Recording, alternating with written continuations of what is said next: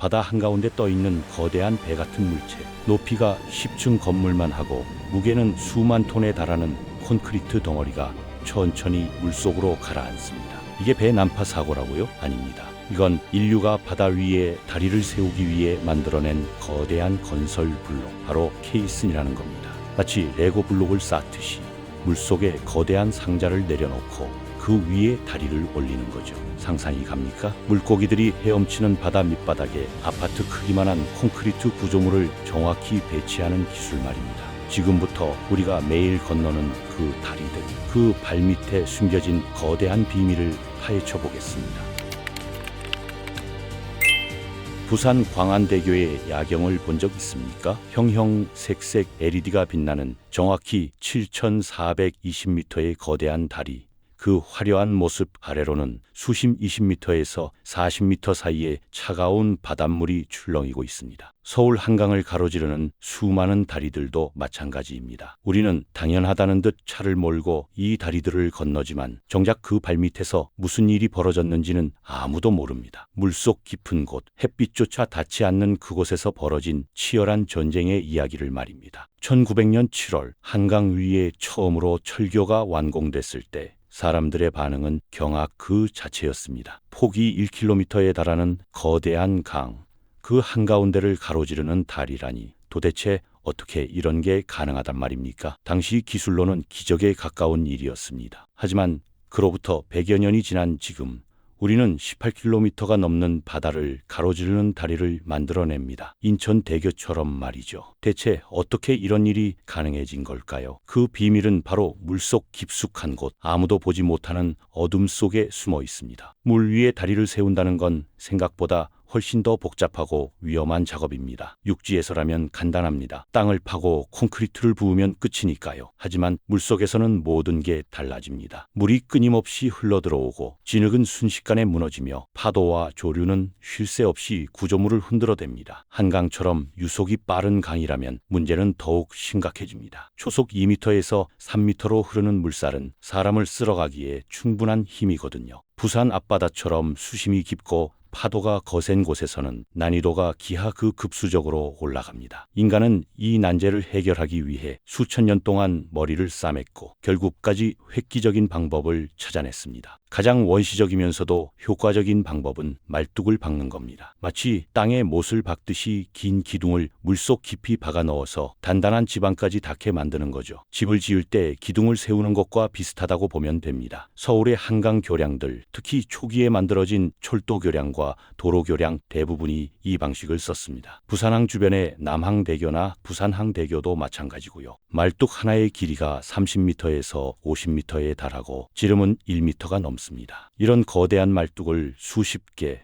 경우에 따라서는 수백 개씩 박아 넣는 겁니다. 1897년 3월에 착공해서 1900년 7월에 완공된 한강철교를 예로 들어보겠습니다. 이 다리는 한반도에서 강을 넘어가는 다리 시대를 연 상징적인 구조물이었는데 당시 기술자들은 강바닥에 수백 개의 나무 맘뚝과 강철 말뚝을 박아 넣었습니다. 물론 지금처럼 현대적인 장비가 있었던 것도 아닙니다. 거대한 해머를 들어 올렸다가 떨어뜨리는 원시적인 방법으로 말뚝을 박았는데 마치 못을 박기 위해 망치를 내리치는 것과 같은 원리입니다. 다만 그 망치의 무게가 수십 톤에 달했다는 게 다를 뿐이죠. 한 개를 박는 데만 며칠씩 걸렸다고 합니다. 현대에는 이 기술이 훨씬 더 발전했습니다. 디젤 해머나 유압 해머를 사용해서 몇 시간 만에 말뚝을 박아 넣을 수 있게 됐죠. 심지어 진동을 이용해서 말뚝을 집안 속으로 밀어넣는 방법도 있습니다. 마치 전동 칫솔이 진동으로 치아 사이를 청소하듯이 초당 수십 회씩 진동을 주면서 말뚝을 땅속으로 파고들게 만드는 겁니다. 하지만 이 방법에도 한계가 있습니다. 물이 너무 깊거나 바닥이 너무 무르거나 안반이 너무 단단하면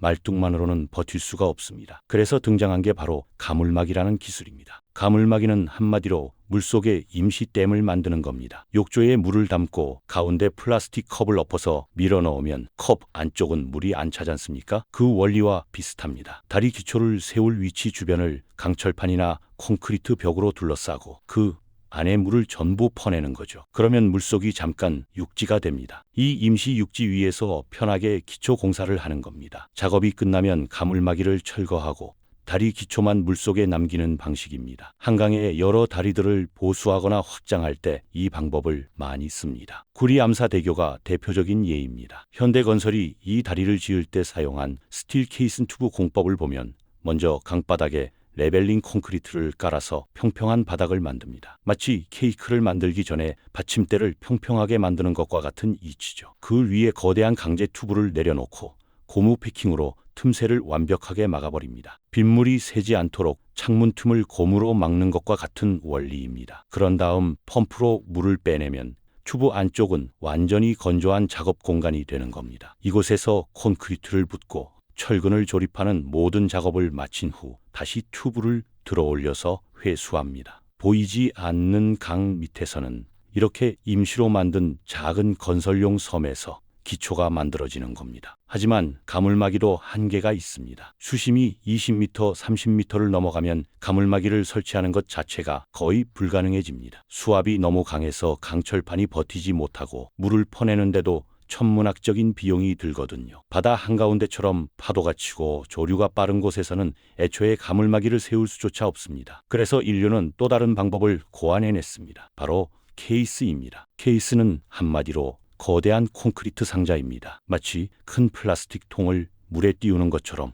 육지에서 미리 만들어 놓은 거대한 구조물을 바다 위로 띄워서 운반한 다음 목표 지점에서 천천히 가라앉히는 거죠. 배처럼 물 위에 떠 있다가 내부에 물이나 콘크리트를 채우면서 조금씩 침하시키는 겁니다. 풍선에 물을 채우면 가라앉는 것과 같은 원리죠. 완전히 바닥에 닿으면 그 위에 교각을 세우는 방식입니다. 이 방법의 장점은 물속 작업을 최소화할 수 있다는 겁니다. 대부분의 작업을 육지에서 미리 끝내놓고 바다에서는 그냥 위치만 잡아주면 되니까요. 케이스에는 여러 종류가 있습니다. 가장 단순한 오픈 케이스는 말 그대로 바닥이 뚫려 있는 상자입니다. 밑이 없는 양동이를 물속에 넣는 것과 비슷하죠. 이걸 물속에 내려놓으면 아래로 진흙과 물이 차오르는데 이걸 파내면서 케이스를 점점 깊이 밀어 넣는 겁니다. 클로즈드 케이스는 바닥이 막혀 있어서 물이 안 들어옵니다. 뚜껑이 달린 통을 물에 넣는 것과 같다고 보면 됩니다. 이건 주로 안반 위에 놓을 때 씁니다.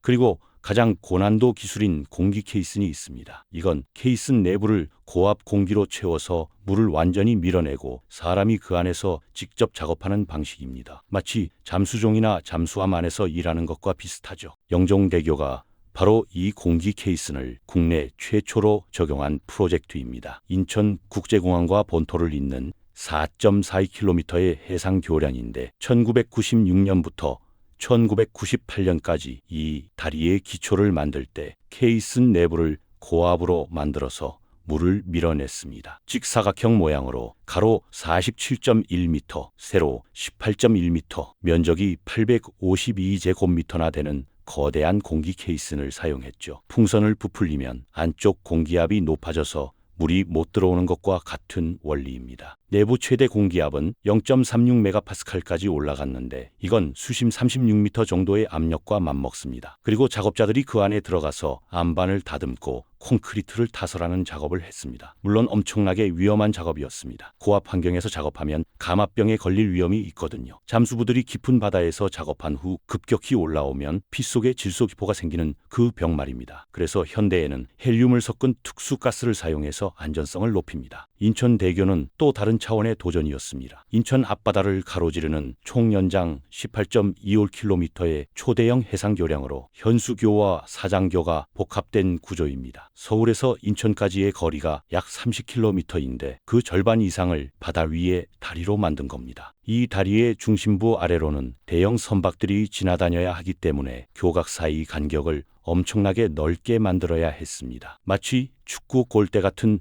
구조를 상상하면 되는데 두 기둥 사이가 수백 미터씩 떨어져 있는 겁니다. 선박 통과 여유고만 70m 이상을 확보했으니까요. 20층짜리 아파트가 통과할 수 있는 높이입니다. 건설할 때는 지오텍스타일 튜브라는 특수한 방법을 사용했습니다. 마치 긴 소시지처럼 생긴 지름 4m에서 5m의 튜브를 4층으로 쌓아서 임시 가물막이를 만드는 거죠. 이런 거대한 교각을 세우려면 기초가 그만큼 더 견고해야 합니다. 인천대교의 접근교 기초에는 대형 케이슨들이 사용됐는데 하나하나가 수천 톤에 달하는 무게였습니다. 이걸 바다 위로 운반하고 정확한 위치에 설치하는 것만으로도 어마어마한 기술이 필요했죠. 부산의 해상 교량들도 케이슨 기술의 집합체입니다. 광안대교, 부산항대교, 남항대교 같은 다리들은 모두 바다 위나 항만 수역을 가로지르는 구조라서 선박들이 자유롭게 통과할 수 있도록 교각 간격이 넓고 높이도 높습니다. 이런 조건에서는 케이슨과 말뚝 그리고 돌을 쌓아 올린 돌재를 복합적으로 사용하는 방식이 효과적입니다. 마치 샌드위치를 만들듯이 여러 재료를 겹겹이 쌓는 거죠. 케이슨으로 기본 구조를 만들고 그 안에 말뚝을 박아서 안정성을 더하고 주변을 돌로 메워서 수압과 파도를 견디게 만드는 겁니다. 광안대교만 봐도 그 규모를 실감할 수 있습니다. 부산 수영만에서 해운대까지 이어지는 정확히 7,420m의 해상 교량으로 그중 현수교 구간만 900m에 최대 경관이 500m에 달합니다. 국내에서 가장 긴 복층 구조 다리죠. 위아래 2층으로 나뉘어 있어서 한쪽에서는 바다를 보며 달리고 다른 한쪽에서는 부산 야경을 감상할 수 있습니다. 밤이 되면 형형색색 LED 조명이 켜지면서 부산의 상징이 됩니다. 하지만 이 화려한 다리의 발밑 수심 20m에서 40m 깊이의 바다 한가운데에는 케이슨과 말뚝으로 이루어진 거대한 숲이 숨겨져 있습니다. 마치 나무의 뿌리가 땅속 깊이 박혀 있듯이 다리도 보이지 않는 물속에 거대한 뿌리를 내리고 있는 겁니다. 여기서 또 하나의 기술이 등장합니다. 바로 수중 콘크리트입니다. 케이슨을 설치하고 나면 그 내부와 주변을 콘크리트로 채워야 하는데 문제는 물속에서 콘크리트를 부으면 시멘트가 물에 씻겨 나가린다는 겁니다. 밀가루 반죽을 물속에 넣으면 흩어지는 것과 같은 이치죠. 그래서 개발된 게 트레미 공법입니다. 긴 관을 물속 바닥까지 내려놓고 그 관을 통해 콘크리트를 주입하는 방식이죠. 마치 빨대로 주스를 마시는 것과 반대로 빨대를 통해 물속에 음료를 보내는 것과 비슷합니다. 콘크리트가 관 끝에서 천천히 흘러나오면서 바닥부터 차오르는데 이때 콘크리트의 무게와 압력으로 물과 진흙을 위로 밀어냅니다. 마치 치약을 짜면 튜브 안쪽부터 채워지는 것처럼 말입니다. 여기서 중요한 건 특수 점도제를 첨가해서 콘크리트가 물속에서 자연적으로 분리되지 않도록 만든다는 겁니다. 영종대교, 인천대교, 부산 연안의 모든 해상 교량들이 이 수중 콘크리트 공법을 광범위하게 사용했습니다. 특수하게 배합된 콘크리트를 사용해서 물속에서도 강도가 떨어지지 않게 만들고 경화 속도를 조절해서 작업 시간을 확보하는 겁니다. 마치 빵을 구울 때 오븐 온도와 시간을 조절하는 것처럼 콘크리트도 상황에 맞게 배합을 조절하는 거죠. 한 번에 수백 톤씩 콘크리트를 부어야 하는데 이 과정에서 조금이라도 실수하면 전체 구조물이 무너질 수 있습니다. 물속에서 벌어지는 보이지 않는 전쟁인 셈이죠. 1932년에 착공해서 1934년 11월에 완공된 부산 영도대교는 조금 다른 의미를 가진 다리입니다. 한국 최초의 도계교로 다리 중간이 위로 들어 올려지면서 대형 선박이 통과할 수 있게 만들어졌습니다. 마치 성문이 열리듯이 다리가 위로 올라가는 구조죠. 영도와 본토를 잇는 이 다리는 단순한 교통시설이 아니었습니다. 한국전쟁 당시 피난민들이 헤어진 가족을 기다리던 만남의 다리였거든요. 전쟁의 혼란 속에서 가족과 헤어진 사람들이 이 다리에서 재회를 약속했고 실제로 많은 이들이 이곳에서 만났습니다. 지금도 부산 사람들에게 영도대교는 특별한 장소입니다. 한강의 다리들도 비슷한 역사를 품고 있습니다. 1897년 3월에 착공해서 1900년 7월에 완공된 한강철교를 시작으로 1912년 두 번째 철교, 1917년 보행용 교량이 놓였습니다. 하지만 1925년 대홍수가 닥쳤을 때 강물이 다리 위로 넘쳐 흘렀고 그 후 다리 상부를 1m 높이는 보강 공사를 해야 했습니다. 마치 집이 침수될 것 같으면 바닥을 높이는 것처럼 다리도 강의 위세에 맞춰 계속 진화해 온 겁니다. 서울의 한강 다리들은 단순한 구조물이 아니라 근대화와 전쟁 그리고 재건의 역사를 그대로 품은 상징입니다. 부산항대교는 부산항을 가로지르는 케이블 교량으로 광안대교와 함께 부산을 대표하는 해상 교량입니다. 항만 기초 공사 때 돌재와 케이슨을 함께 사용했는데 밤이 되면 LED 조명이 항만 야경과 어우러지면서 산업과 관광을 동시에 상징하는 다리가 됩니다. 부산은 한국 최대의 항구 도시이면서 동시에 관광 도시이기도 합니다. 이 다리는 그 두 가지 정체성을 모두 담고 있는 셈입니다. 거가대교도 빼놓을 수 없습니다. 이 다리는 해상교량과 해저터널을 결합한 독특한 구조인데 3.7km에 달하는 침매 터널 구간이 있습니다. 미리 만들어 놓은 터널 구조물을 바다에 가라앉혀서 연결하는 방식이죠. 케이슨 공법의 변형이라고 볼 수 있습니다. 100여 년 전 한강 위에 첫 철교가 놓일 때만 해도 바다 위에 수십 킬로미터 다리를 놓을 거라고 상상하기는 어려웠습니다. 강 하나를 건너는 것도 기적이었던 시대였으니까요. 하지만 지금 우리는 광안대교, 인천대교, 영종대교, 거가대교 같은 거대한 해상교량을 통해 도시와 도시를 잇고 있습니다. 바다 위 다리는 한국 현대사와 함께 성장해온 거대한 인프라이며 앞으로 해상풍력 단지나 해저터널과 함께 또 다른 도전을 준비하고 있습니다. 물속에 숨겨진 그 거대한 기술들, 보이지 않지만 우리의 삶을 떠받치고 있는 그 힘을 기억해야 합니다. 우리가 건너는 모든 다리 밑에는 인간의 도전과 기술이 만들어낸 거대한 세계가 숨쉬고 있습니다.